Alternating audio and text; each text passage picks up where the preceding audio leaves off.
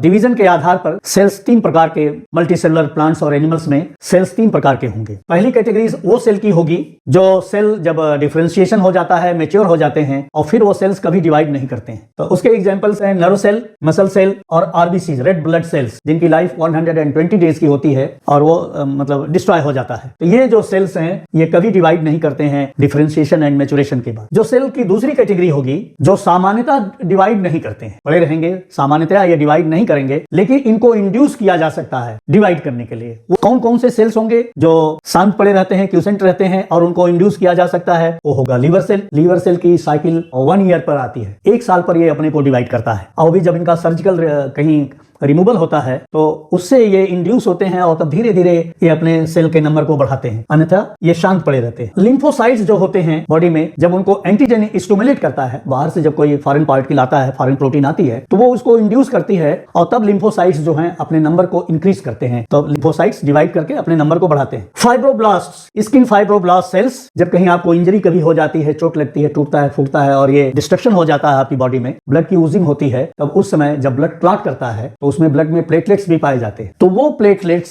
एक factor release करते हैं जिनको कहा जाता है PDGF। तो ये फैक्टर्स जो हैं स्टिमुलेट करते हैं फाइब्रोब्लास्ट को और तब जाके वो हीलिंग करता है, सेल्स के नंबर बढ़ाता है और जो चोट लगी रहती है, जो सेल्स का डैमेज हुआ रहता है, उसको फिर वो फिलअप करता है। तीसरी कैटेगरी वो होगी जहां पर सेल एक्टिवली बहुत तेजी से डिवाइड करते रहते हैं, जहां पर माइटोटिक एक्टिविटी बहुत फास्ट चलती रहती है और वो जो सेल्स होंगे स्पर्मेटोगोनिया के सेल्स होंगे। स्पर्मेटोगोनिया आप जानते हैं कि टेस्टिस में पाई जाएगी और यहाँ पर स्पर्म का फॉर्मेशन होता है। दूसरी जो कैटेगरी होगी सेल्स की, जो एपिथेलियल सेल्स होते हैं, जैसे ये ऊपर है या अंदर की बॉडी कैविटी को लाइन करने वाले जो एपिथेलियल सेल्स होते हैं, वहां पर उन सेल्स का डिस्ट्रक्शन बहुत जल्दी जल्दी होता है। जैसे आप देखिए, आप रगड़ते हैं, ये करते हैं या रगड़ कहीं होती है तो ये सेल्स ऊपर से बराबर इनका इरोजन होता रहता है। तो जो लॉस होता रहता है, जब माइटोटिक एक्टिविटी बहुत फास्ट यहाँ चलेगी, तब इन डैमेज सेल्स का रिपेयर होगा। हेमाटोपोएटिक स्टेम सेल्स, जहां पर ब्लड सेल्स का फॉर्मेशन होता है स्टेम सेल्स के द्वारा, जो रेड ब्लड सेल्स और व्हाइट ब्लड सेल्स का फॉर्मेशन करते हैं, वो तीसरी कैटेगरी हो गई। और एक और सेल जो प्लांट सेल्स में रूट और स्टेम के टिप्स